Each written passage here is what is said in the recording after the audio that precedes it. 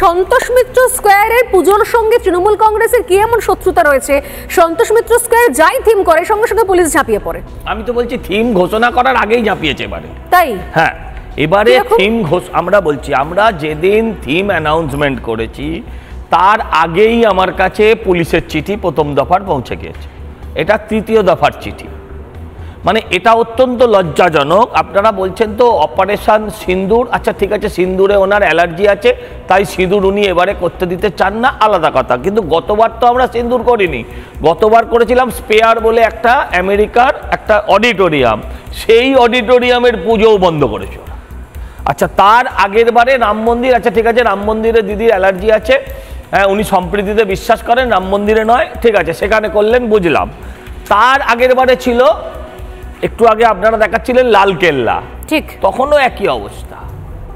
আমি আইনের বাইরে এক চুলো হাঁটবো না। আর এই ওসির চিঠিটা আইন নয় না, তাহলে কি লাইট এন্ড শো হবে না? হবে না। যদি লাইট এন্ড শো না হয় পুজো বন্ধ করে রাখবো। আর প্রত্যেক বছর এই যন্ত্রণা, যেমন আমরা কি জানি পুজোয় চতুর্থী আছে, পঞ্চমী আছে, ষষ্ঠী আছে, সেরকম আমাদের পুজোর ষষ্ঠী পুজো করতে কলকাতা পুলিশ আছে।